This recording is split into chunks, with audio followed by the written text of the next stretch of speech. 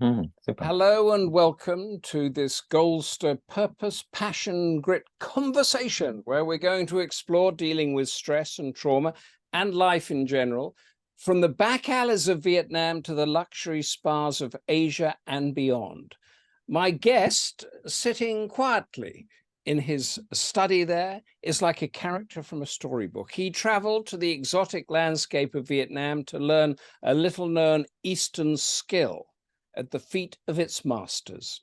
Now, I know a little bit about Vietnam. It is a country that is not to be messed with. It tends to win its wars and its people know what they want. My guest lived and learned there, seeing how a mix of diet, massage, qigong, or yoga could improve health. And amongst all that, he discovered a unique system of reflexology that maps hundreds of points of the face that can help well-being and healing. That is why he is with us today. He received treatment himself and was amazed at how quickly it created a powerful and positive shift on how he felt. It's called Dien Chan Facial Reflexology, and as well as clinics here in Britain, my guest travels the world around sharing and teaching what he knows. And before I tangle myself in too many things that I know little about, welcome Alexander Scrimgeour to Goldster, Conversation of Purpose, Passion, and Grit. Thank you, Humphrey, for that wonderful introduction. It's good to be here. That's brilliant. Yeah, now, where are you? Are you in the Himalayas, Bhutan, or London? No, I'm in London at the moment, just for the month. Yeah. In London. I'm glad to see the London Wi-Fi is working. You know, the rest of the country is falling apart, we keep hearing, but not with you, Alex. Now, I usually start, I guess, with a blunt question, but in your case, I'm going to ask you to demonstrate a facial reflexology exercise. I'm going to follow you on it. And as you're demonstrating it for our podcast audience that are coming in later, could you explain as much as possible in what you're actually doing? Absolutely. Sure. So, yeah, it's good to start just by taking a snapshot of how you feel. So you can do this by just closing the eyes for a moment and just taking a breath into the body and just noticing how your body feels. And what we're going to do only takes about 30 seconds or so it's very quick. And so if you're listening, you can follow along. And basically, we start by rubbing the palms together and just bringing a little bit of heat, some warmth into the hands. And then placing the hands over the eyes, so palming onto the eyes, closing the eyes, and just relaxing all the little muscles behind the eyes. And then you press the palms into the eyes and slowly slide them over towards the temples. And then we do the same with the ears, palming over the ears and then circling.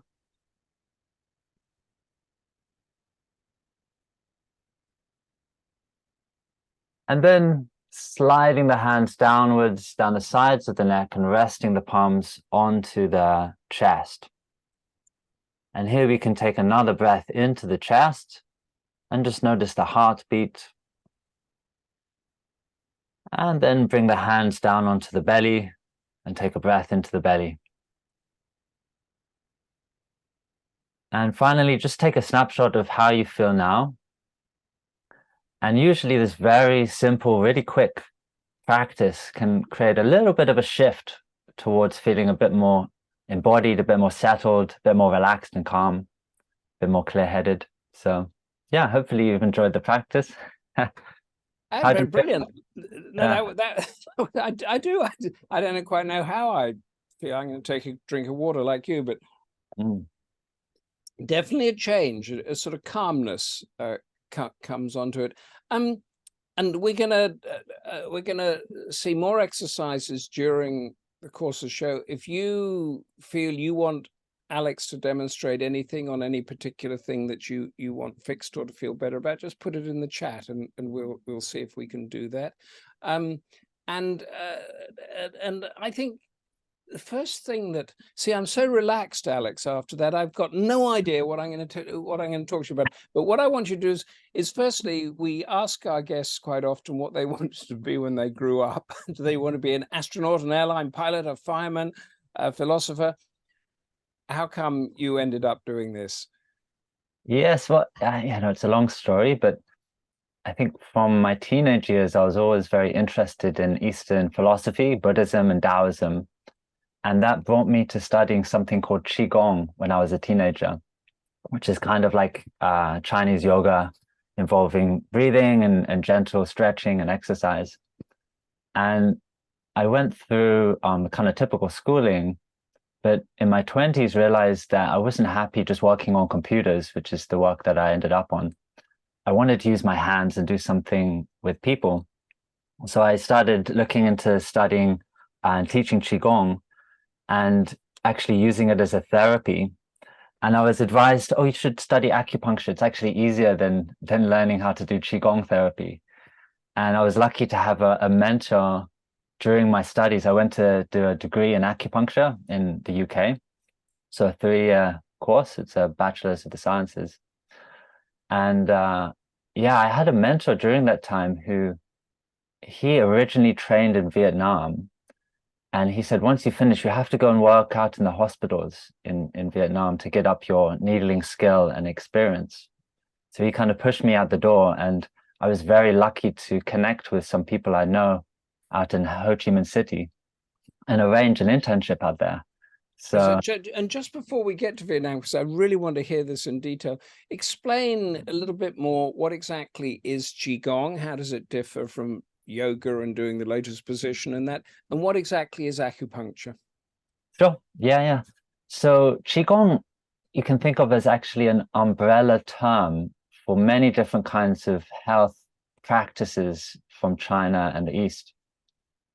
And in a way that it's all about longevity and preventative healthcare. So keeping your body in good nick. I guess what's different from normal exercise is that you try and keep the nervous system very calm in a relaxation mode. So the breathing is very slow. And this has a kind of more of a restorative effect. So it's less like cardio or something like this, and it's more for just improving all the circulation through the body and the health of the nervous system and the mind as well. So it can be thought of as a mind-body exercise. Okay. And how does that, I have to ask this because we have a great Tai Chi following in Goldster. Is Tai Chi part of Qigong or is that something different? Yes, yeah. So if you're doing Tai Chi, you can think of it as doing an advanced kind of Qigong. So, Okay, okay. So that's so so that's got a 5-star tick next to you. And acupuncture. yes, so yeah, acupuncture has been around for a long, long time, since before 2000 years ago or so. And it can be understood in a modern context in terms of basically working with the nervous system and the blood circulation and just trying to increase blood circulation through the body. And if you look at the understanding of health from the traditional perspective, blood stagnation or poor circulation is a big part of ill health and chronic health problems. Okay. So an easy way to understand it, if you look at a person in old age, often the hands start to look a little bit blue and the feet often can look a little bit blue and bruised.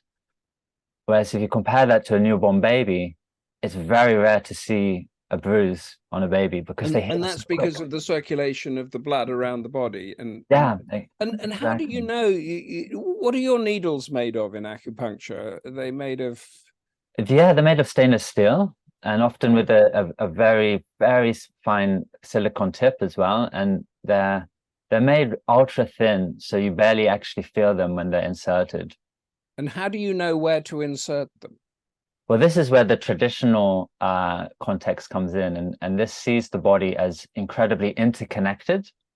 And there's kind of ley lines of the body or these channels of the body that kind of syncopate all the different organs together in the different parts of the body.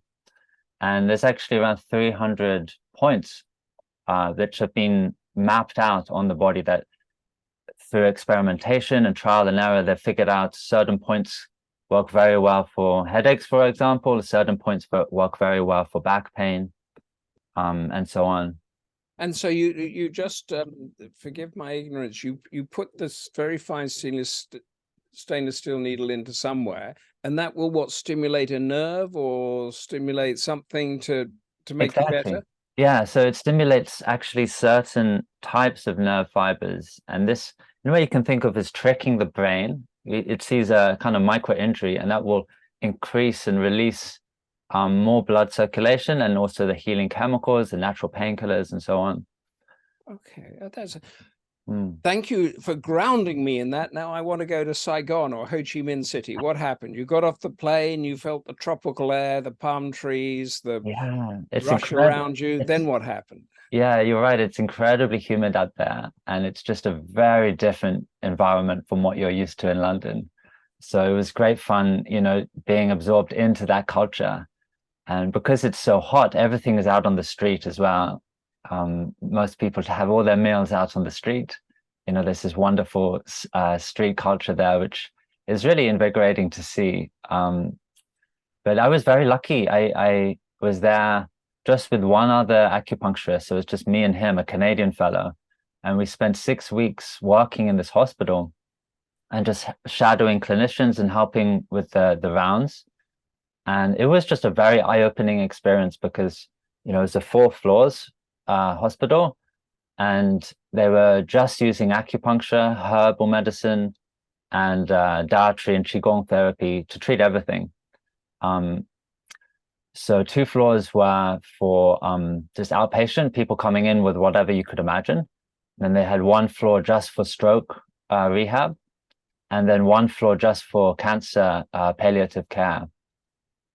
So yeah, it was. And when you say they were treating them with the qigong, with the Eastern medicines, for want of a better word, were they not using penicillin, antibiotics, chemotherapy? All of that was not used, or it was a mix? Actually, it was a mix. It was used in tandem, and in Vietnam, the traditional medicine doctors also undergo Western medicine training, and so can use X-rays and MRI and prescribe antibiotics if they need. But primarily they're using acupuncture and herbs. And when they see it's necessary, they'll then refer out to the Western medicine hospital. But having been brought up in the UK or in the West and having seen this, are they ahead of us in mixing them together? Are we slow, or because we don't mix them, do we? No.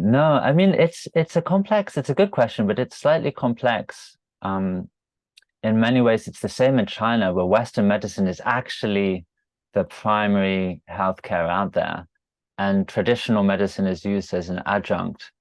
And it tends to be used for any kind of emergency situation. You go to the Western medicine hospital. If you get into a motorcycle accident, that's where they go, or have a heart attack or so on.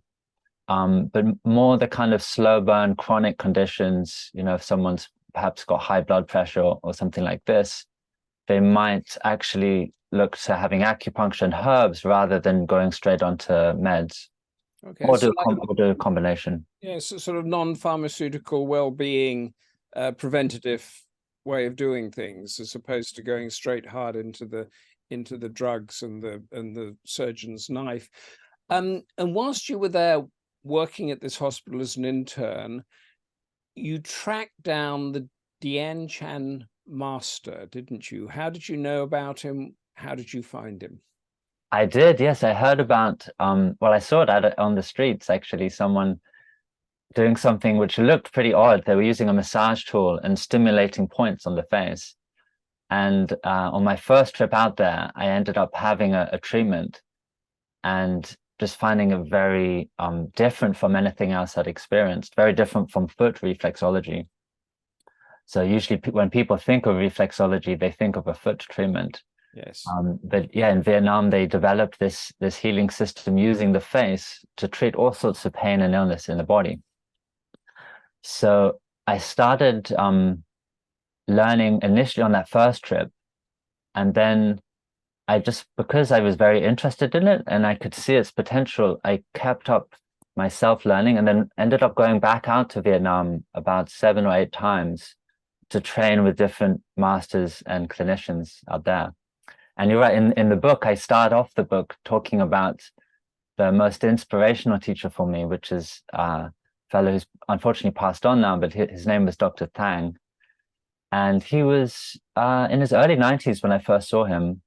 and he had a quite a famous reputation in Ho Chi Minh City as a kind of sage doctor. And when I first went to his clinic, there was a queue of maybe 20 or 30 people just queuing up for treatment. And you'd go in, and his apartment is on the ground floor and just open to the street. And so there's a very much a community kind of feel. And people would queue up and have a treatment. It would last maybe 5 minutes. And he had just a wonderful way with people where he'd always make people laugh at the end of the session somehow. And it was all on donation. And often people would come maybe twice a day or every day for sessions, and he would have amazing success with all sorts of illnesses, not just simple things, but sometimes quite, complex illnesses. So and he treated you? Did you queue up and ask to be treated? by that time, I had a few sessions with him, but out there, it's very much used as a medicine rather than the preventative aspect is more of a self-care, a self-practice. Whereas because I didn't really have anything to treat, he was like, "What are you here for?" Yeah. But actually, he only spoke French because he was in his 90s. We were kind of getting by on pidgin French for me, and I was lucky to have some translation help. And so I trained. But he was one of your teachers then, was he? Yeah, so I spent quite a lot of time shadowing him and just seeing how he was working. So give us, I want to get on to the nitty-gritty of trauma and stress, but give us the first lesson that he taught you. Tell us what he did and what it meant, and show it to us. Well, I guess the first lesson really is working with the points and understanding how the different points on the face can affect and influence the body. And the first way to understand this is really looking at the maps that they overlay onto the face. I've actually got some of the maps here, which I can show out. But for those just listening, it's basically a map of the whole body overlaid onto the face. And yes, you've got a person with the arms outstretched there, which becomes the nose and the cheek. No, across the eyes and the forehead, and then over the legs go over the nose. Yeah, exactly. So a kind of easy way to understand this is, it's very typical for people to have a lot of tension on the shoulders and the neck, particularly with our kind of office working culture. But I think it's across the board. Everyone seems to have quite tight shoulders. And if you look on the face or where this corresponds to, it's just above the eyebrows on the brow. And if you think of the face, this is actually where we carry a lot of tension, is on this area, just above the eyebrows. And so if you release these points and any tenderness that's on the eyebrows, it has this settling effect and kind of cascades down and releases the shoulders. So this is the first kind of map that you use to understand how to treat pain in the body. So do that again, because I'm going to follow you. You rub with the so back if I of was your finger. if I was just using my hands, I would use my knuckles, Yeah. and I would slowly work and release from the inside to the outside of the eyebrows. And any points that feel a little bit sensitive, you can just stay with it and slowly circle and release. And in Vietnam, they would actually use a massage tool, which has a much smaller point to it than our hands. And so there's so much sensitivity on the face that just, a few millimeters across, you'll get a different kind of sensation. Oh, interesting. Yes, I've done that, and I can feel it's done something. But I hope I don't go to sleep or something that you're going to tell me.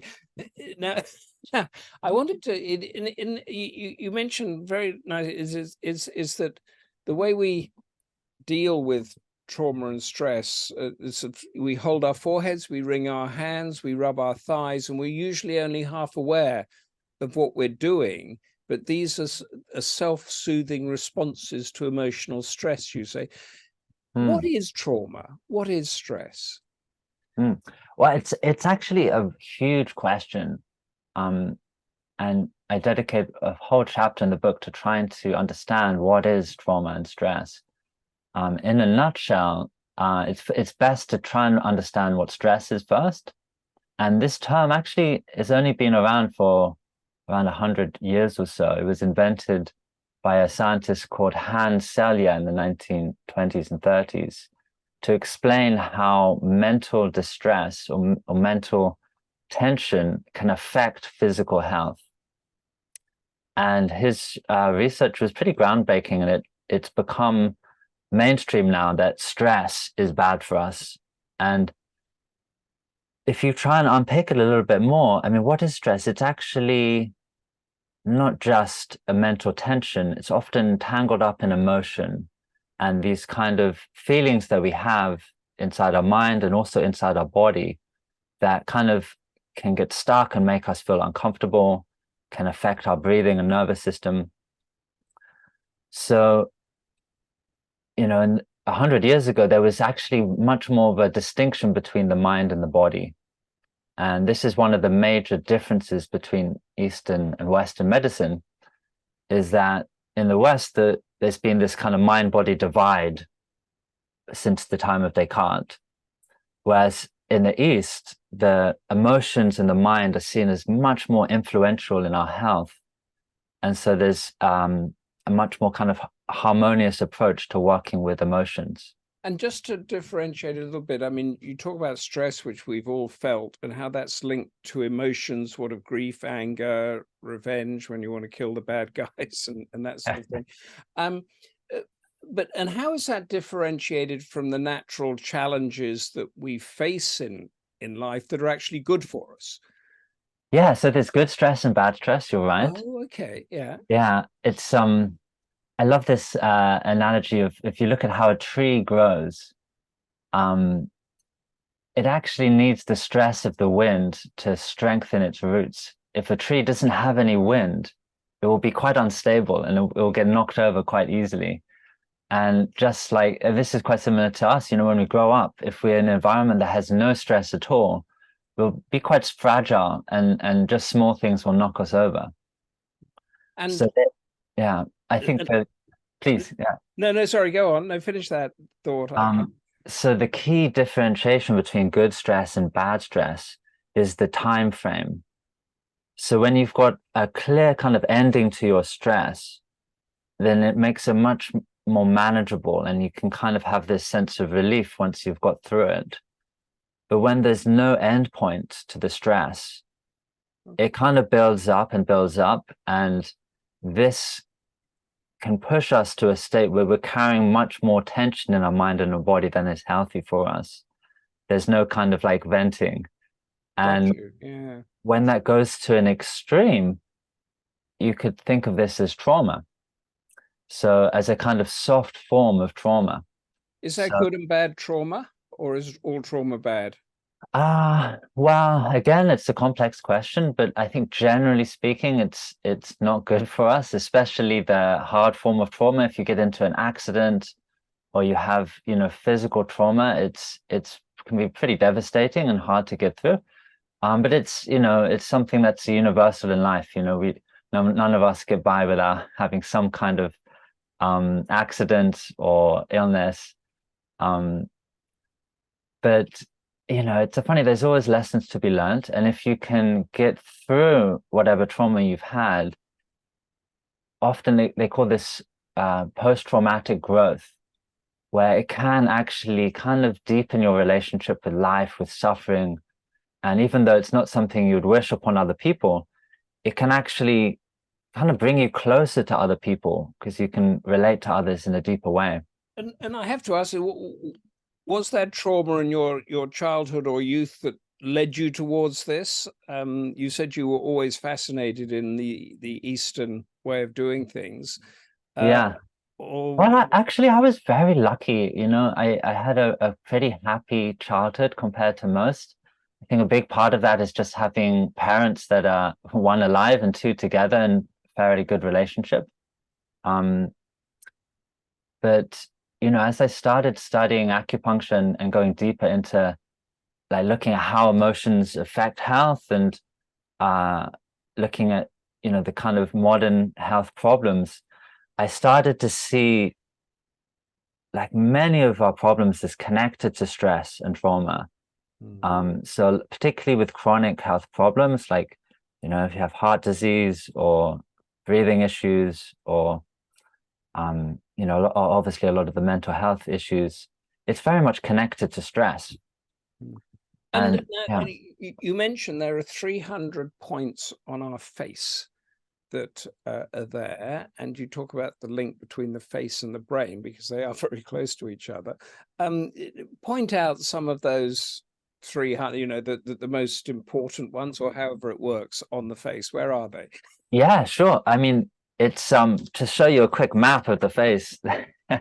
There's many, so Oh my it gets a God. little bit. Okay. It looks more complex than it is, though. There's some key points that you might already be familiar with. The most famous one is what they call the third eye point, just right in between the eyes. And so if you just find where the pupils are and then take it a little bit higher and just press into this point, and this point is used for calming, in both acupuncture and Dian Chan. And so a simple technique is to use the one of the fingers, the middle finger, and just very gently tap on this point. And this is a technique they use to help someone with sleeping issues, with insomnia. So you tap on this point for around a minute or so, about 100 times, and it seems to have a soothing effect and help people sleep. Another key point is just on the ear, just above the earlobe. And often this point is a little bit sensitive, and this is actually one of the most important points in Dian Chan. And all the treatments that are performed finish using this point, which is called point 0. And it's quite interesting. If you look at the location of this point, it overlaps with what they call the vagus nerve. Right. You call the vagus nerve something about the elixir. Explain to us these things. What do they link within the brain and the rest of the body, these 300 or the 2 points you've shown us? Yeah, so the vagus nerve, it stems out from the brain. It's a cranial nerve, and it runs from the jaw through the face and then down through all the organs of the body. So through the heart and lungs and into the abdomen. It's the biggest nerve in the body, and it's actually essential for any kind of healing.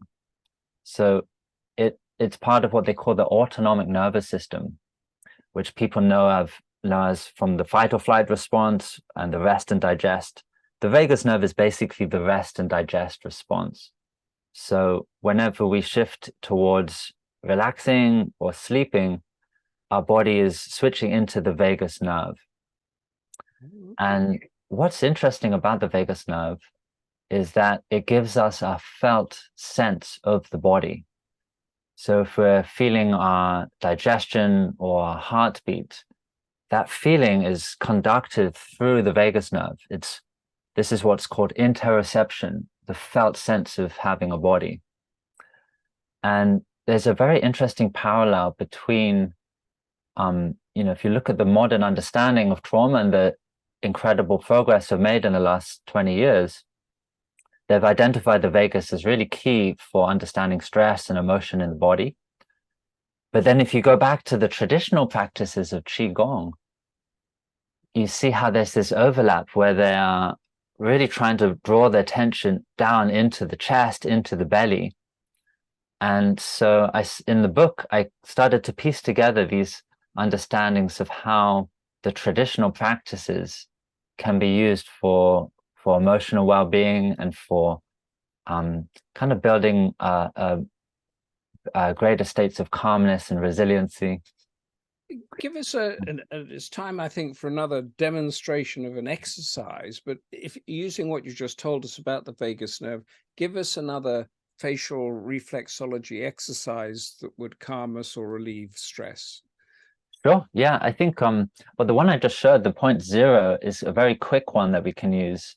And if you find that tenderness, we're basically actually touching upon the vagus nerve. This is where the nerve is most accessible, just underneath the ear. Okay, that one. But if you want to go a little bit more in depth, there's one of the key ones from the book I use for emotional regulation and for building calmness It's actually what we do is to cross the hands over, and we use the thumb and the forefingers. So both the palms are facing us. And then we basically pinch with the thumb and forefingers on the eyebrows from the inside to the outside. And we do this for about 10 seconds, and we go as hard as feels good.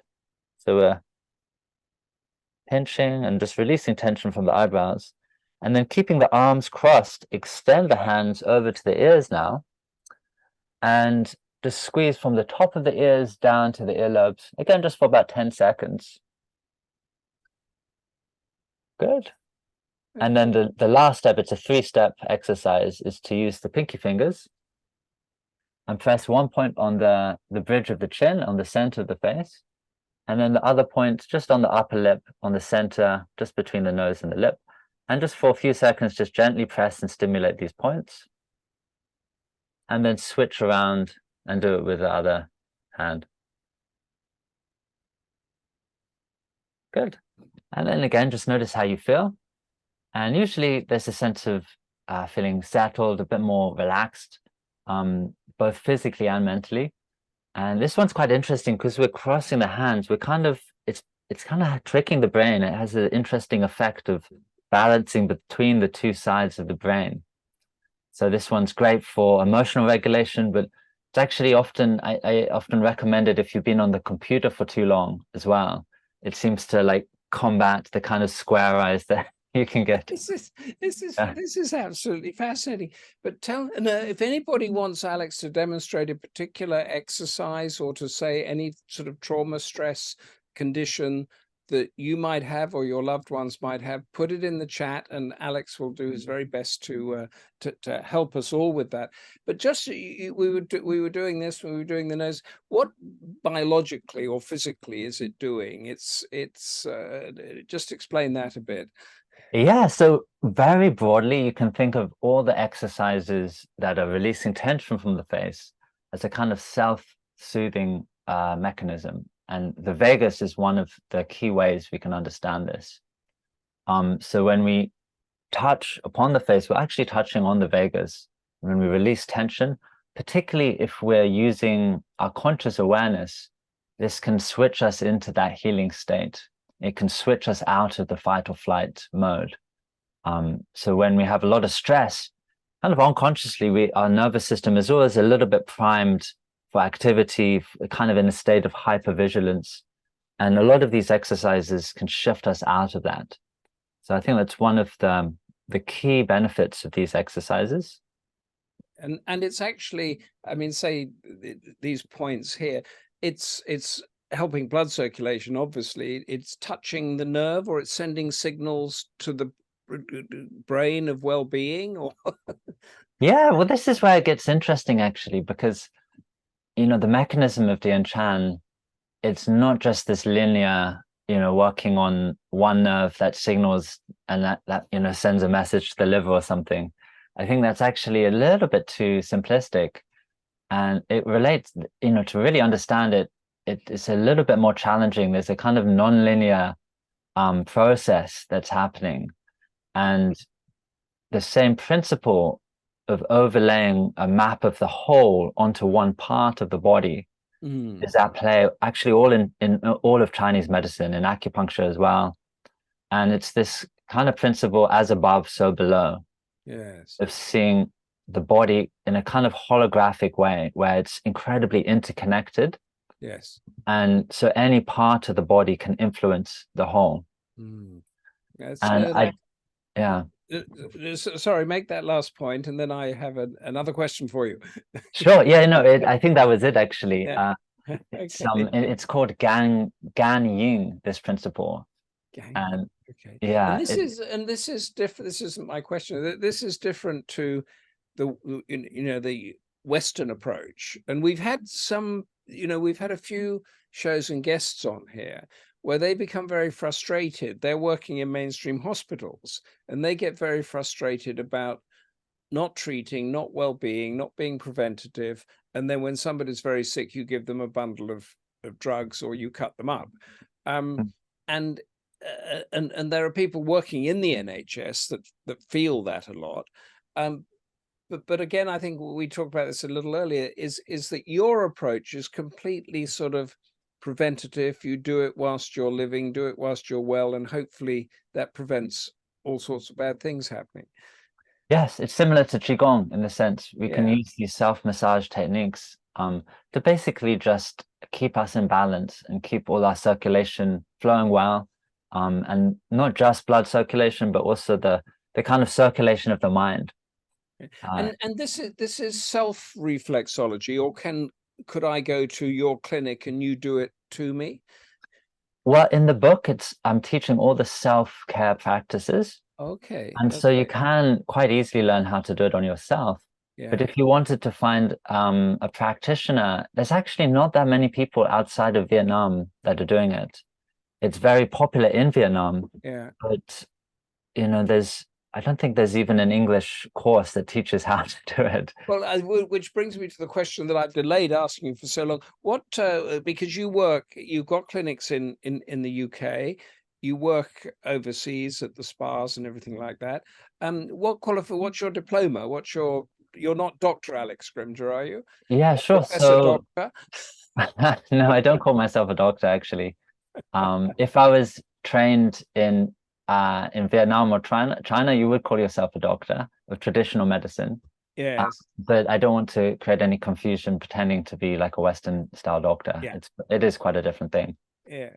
But yeah, in 2008, I went into a degree course, which gave me a license to practice acupuncture and a Bachelor of the Science degree. And that was in the UK, was it? That was in the UK, yeah. Yes, That was through yes. Kingston University. Yeah. And, you also have about a third of the course is learning about, the Western physiology and anatomy and pathology. Mm. But yeah, like I said, then I went on to actually have a lot of training in different bodywork systems, Chinese massage, also Thai and Vietnamese acupressure, and then into Dien Chan, which was just working individually with teachers. Yeah. Yeah, so I've been in practice for about, I guess about 12 years now. And most of that time I was in London and working in various clinics, working in Yes. charities, but I was invited to give acupuncture at the Mandarin Oriental Hotel in London, in Knightsbridge, which is one of these very Yes. fancy, beautiful hotels. And at that same period, I was developing my Dien Chan treatment, which I was combining with different body work. And so it actually doing it in a slightly different way from Vietnam. And I brought the treatment to the Mandarin and they said, hey, come out to Hong Kong and treat people for a few weeks and see how it goes. You And I did? was like, yeah, sure, absolutely. And I had a wonderful time. Hong Kong is an incredible place. And the hotel in Hong Kong is a bit of an institution. Yes. Yes. And it was a big success. I ended up going back about 6 or 7 times. And tell me when people actually Emma has asked a question. It's very good to see you again, Emma. My question is, can trauma be healed completely, or is it a matter of learning coping mechanisms? I think it can be, but it's very much individual. It really depends on what's actually happened, the level of trauma, if it's tied into, other kind of dynamics from early life. I think it's a tricky one though as well, because the idea that when we're healed from trauma, we go back to who we were before. I think that's actually not the best way of understanding it. I think we're always changed by these things, and there's always a level of being a different person from who you were before. So I think that's one of the really useful ways to understand it. It's always going to be adapting and learning how to shift into a new way of being. Yes. Yeah. So it doesn't heal as such as you manage it, accept it, process it, and move on. And yeah, I think that's one way of saying it. It's about integrating and processing and learning to work with whatever symptoms are coming up. But there's definitely things you can do to heal, if like you're having anxiety attacks or nightmares or something like that, those symptoms can be greatly reduced. But then there's some cases where, it's a bit like grief sometimes. You can think of, losing, if you lose your partner of 50 years, this is incredible grief, and it's kind of like a trauma in some way. There's always going to be this kind of dance with that. So I think that's a good way to see it sometimes. And of course you're offering something there, but there are lots of other like the therapies or the psychology or whatever, and grief counseling that would be part and parcel of that process. Yeah, and particularly with addressing the body and the nervous system. So part of the process is looking at the story we tell ourselves in our mind about what happened and trying to make sense of things in a new way. And another part of it is looking at the body and just trying to soothe the body and to try and calm down the kind of instinctual responses that switch us into a state of stress. So this can be done through the breath. I think the breath is a very powerful technique, which is used, in yoga and qigong and meditation a lot. But it can be done through body work therapies, through touch as well, which is how I work. Yes, I mean, what I'm really interested in is this link between the body and the mind, and stress or trauma that we've been discussing.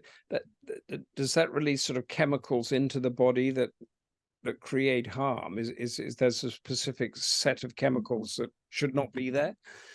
Well, yeah, I think there's always this incredible dance of chemicals and neurotransmitters and, and cortisol and whatnot. And I think you can have some correlation between stress and cortisol, but it's not the whole picture. And if you look from the traditional viewpoint, it's actually has an idealist understanding of our bodies and the world, where it's not just that the mind is a product of the brain.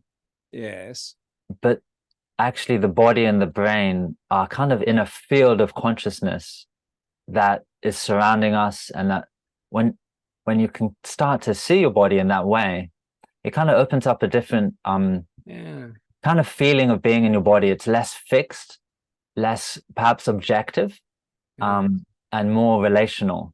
And this is how I tend to see things. It's the mind is not just a product of the brain. It's a fully embodied thing. The mind is very much in our belly. It's in our hands. Because they say, we've had some sessions on grief, is that grief can actually go through the body over a number of months or weeks or months and impact each organ in a separate way. So there must be something. Anna asks, what's the name of your book? Facial Reflexology for Emotional Wellbeing. And I put the link to the Amazon in the chat there. There's also an online course that's linked to the book, www.sensoryselfcare.com, which is also in the chat. And a follow-up question from Emma. There's been a surge in wellness holidays recently, which is why these holidays like InSpa tend to be outside. Why is it that these holidays tend to be outside the UK and in other countries? I recently returned from a wellness holiday in Marrakesh, Morocco, and it was the best holiday ever. Have you worked in Morocco, Alex? Yes, actually, I've worked in the Mandarin Oriental in Marrakesh. It's a beautiful place. Yeah. Okay, so address Emma's question. Why I think do we have to go to Marrakesh? It's the eternal dismay of the Brits, which is it's the weather. It's the weather's so crap. It's always, if you go somewhere where it's hot and balmy, it is a little bit more comfortable for the body. And if it's damp and cold, it's just a little, I mean, you can get cozy inside, but I think one of the best things about these kind of retreats is getting out into nature.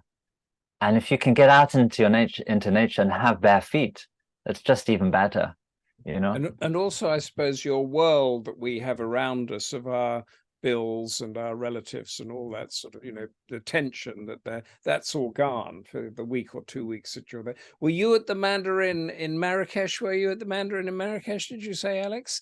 I was, yeah. Well, where were you, Emma? Did you meet Alex there or any of his colleagues, perhaps? It's a great coincidence there.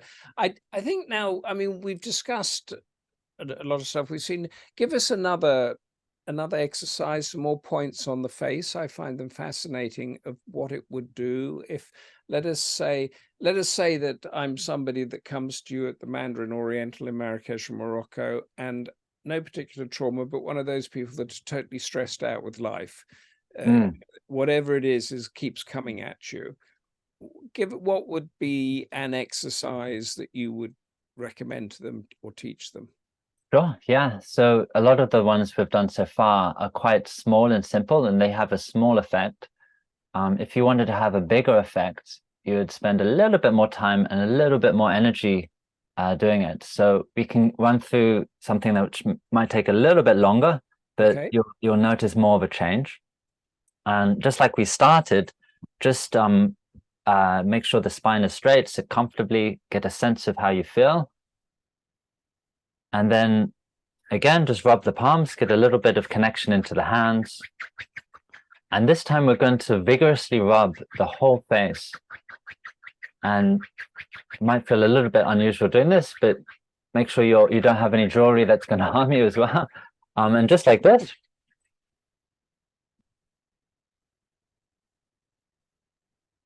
About 10 seconds. And then finish with just sweeping off any tension off the brow, the nose, the cheeks, the eyes. Good, just waking up the whole face. And then with the hands, form scissors. So open up the forefingers and the third and fourth fingers, separate them into these scissors. And then on either side of the ears, rub quite vigorously, squeezing on the inside of and the outside of the ears. Good. Really opening up all this circulation around the vagus and the lymph. Good. And then with the knuckles, massage from the hairline all the way back to the back of the head, just massaging the whole scalp. This one you can, again, do as hard as feels good or as light as you need. So releasing all the tension from the head. Good. And then there's one called 10 Dragons Through the Forest, where we basically use all the fingers and comb through the head, from the head, down the back of the neck. It's like we're clearing out any tension from inside the head, from the brain. And then to finish, just cross the hands and press the fingers in like a scoop or claw onto all those tight muscles on top of the shoulders. And just gradually work outwards, and then use the palms and squeeze the shoulders, squeeze the upper arms, and slowly squeeze all the way down back to the hands. Wonderful. And again, just to finish, take a breath into the belly and just notice any change. Wonderful. So for me, this feels like a little bit stronger. The spotlight of being on the interview, suddenly I'm like, oh, okay, I feel a bit more relaxed now. So hoping to. Are you stressed by the interview, Alex? Well, it's not too stressed, but there's definitely a more of a spotlight on you. So I mean, I found that fascinating. I also felt it was there was something happening.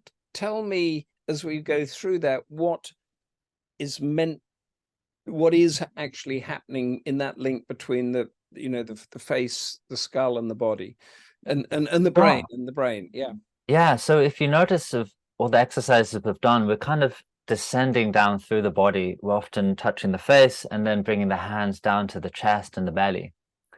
And this is the kind of direction of release. When we let go of emotion and tension, it has this downwards release. Like if we have a big sigh of relief, there's a kind of softening downwards. And when the inverse of this, when we're stressed, or often when a lot of emotion inhabits us, there's a rising of energy a kind of tightening of the shoulders and neck. Everything kind of gets stuck up in the head. And so there's this kind of dynamic that's happening on all of us between the head and the body. And when we have chronic stress, we tend to have all our experience stuck in the head, and we're Right. not fully embodied. We're not so much in touch with our hips or our feet or our hands. And a lot of the tension that builds up around the neck and the face stops us from really having this descending, this lowering of the tension.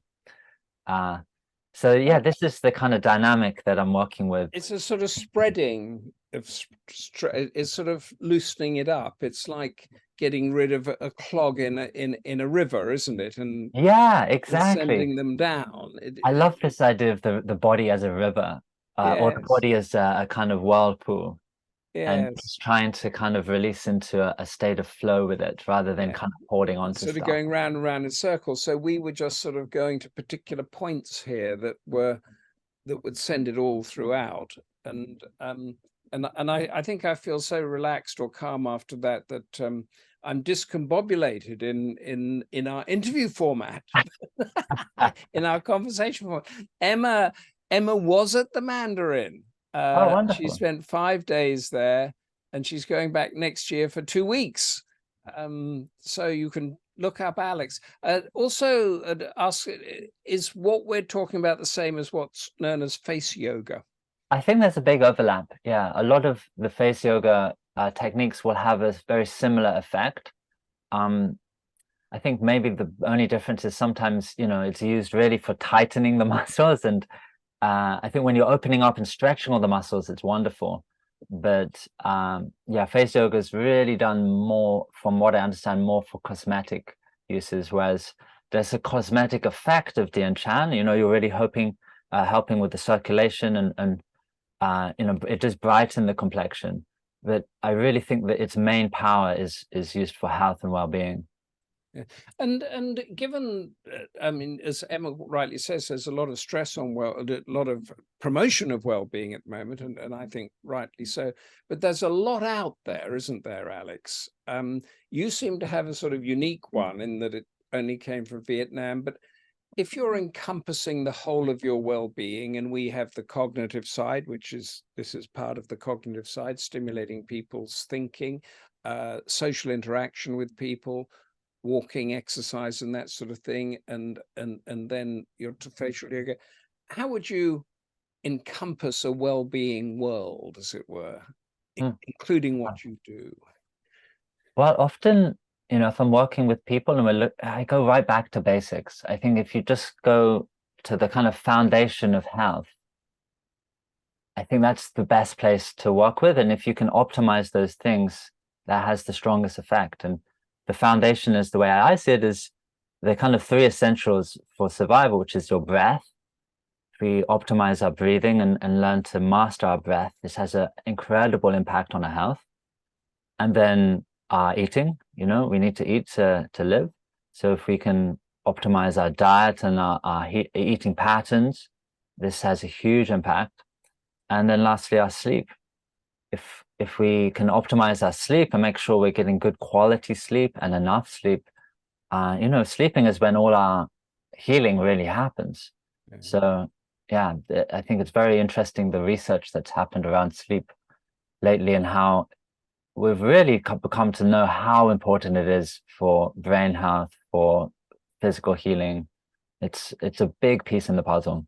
And it seems, as Emma's mentioned, Carmela's coming in here to this idea that to open a UK resort, because the costs of flying are astronomical. You do have a clinic, don't you, in London, or in Britain, but it's not a resort. No, unfortunately, I do work at a beautiful spa in Chelsea called KX, Right. which has got a wonderful kind of ambience to it. But it's true. I think there are some places opening up in the UK, and there's more and more retreats happening. So there's definitely things that are available. But yeah, But it's not like walking into a resort in the Himalayas or in anywhere in Asia, where there's that air of tranquility, isn't there, as soon as you walk in? Yeah. And I Yeah. think, it's definitely a big part of the effect of these retreats and these spas and resorts is, in the environment plays such a big role in a lot of the kind of negative patterns we get into. And if we can bring ourselves out of a stressful environment, that's actually incredibly therapeutic, I think. Which is why travel can be so, just traveling by itself can be so, inspiring. It can open up our lives in such a rich way. Yes, because you're. I want you to wait there for 2 seconds whilst I tell everybody what's coming up. And then there's a question from Annam that you are going to show us of how we relax our necks when I am finished. But tomorrow, not tomorrow, September the 7th, in 2 days' time, I'm with World War II historian Roger Morehouse. He's returning to Goldster with his new book, The Forgers. That's the Second World War operation that saved thousands of Jewish lives by smuggling them forged documents so that they could escape. And September the 8th, I'm with the wonderful writer Michael Arditi, whose new book, The Choice, is set in a country parish in England and gives us a story of deep moral choices with one of the bell ringers. September the 12th, this is coming live from Riverstone, Kensington, with Lucinda Emma Byrne, a popular science author, on her new book, How to Build a Human, as opposed to a robot. That's at Co-House, Warwick Way, W14 in London, and you email concierge@goldster.co.uk for a place, or just turn up and say you know Alex and me and they'll let you in. September the 21st, Lucinda is with Ruth Millington, art historian, critic and author, on her book, The Muse. And then Lucinda again, 22nd, J.D. Kirk is the author of the multi-million best-selling DCI Jack Logan crime fiction series set in the Highlands of Scotland. His latest is A Dead Man Walking. And with our growing partnership that I mentioned a couple of shows back with Riverstone, the great Rory Keflin-Jones is in Fulham on October the 5th with me, talking about technology, his own family, and Parkinson's, which he was diagnosed with some years back. Again, contact Joe and please come along. Parkinson's and facial reflexology, Alex, any sort of thing there that you can tell us about? I think it could be helpful, but depending on what stage you're at, if you're already on meds, I think it's maybe less effective. But if it's a very early diagnosis and stage, it could definitely be used. Yeah.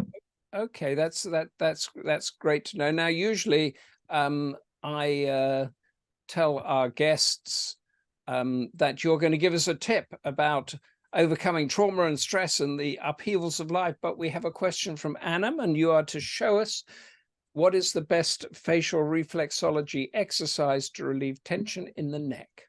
I see. Yeah. So if we think back to that map with the face and the arms and shoulders over the eyebrows, it's this area right on the inside of the nose, just in between the eyes, that we'd use to soften and release for the neck. So this is more so for you for working with pain in the neck. If there's some kind of pulled muscle or pain, they would try and release all the points here. But to be honest, if you want to actually, it's quite easy to actually loosen up the neck with Qigong as well. And so the simple exercises of just leaning the ear to the shoulder, pressing the shoulders down, and opening up the side of the neck. A lot of the time the tension is held in these big muscles at the front of the neck, the sternocleidomastoid muscles. So if we can use the breath and just have these gentle neck stretches, this is another really useful way to soften that tension. So that was brilliant. So that there's that neck tension that you see people doing, but this other one is new. So you're releasing tension at the bridge of your nose, which goes to the neck. Exactly. If you try and really just soften and release any tight points of this area, this is the kind of first point of call we would use with facial reflexology. Annam, if that makes sense to you, that's fantastic. You can email Alex. You can get his book. We've got all of that stuff in the chat. But Time's Wing Chariot is upon us. The fantastic Alex Scrimgeour, facial reflexology for emotional well-being. What a lot I've learned, and I've done those exercises myself. Alex, contact details, as I said, is there. It's in the chat. You can get it from Goldster if you want to learn more. For now, though, until Thursday with Roger Morehouse and the Forgers, stay active, stay curious, stay involved, stay safe, learn your facial reflexology, and of course, stay Goldster. Thank you so much, Alex Scrimgeour, for being such a brilliant guest. Bye, Alex. Thank you, See you. Humphrey. Bye now.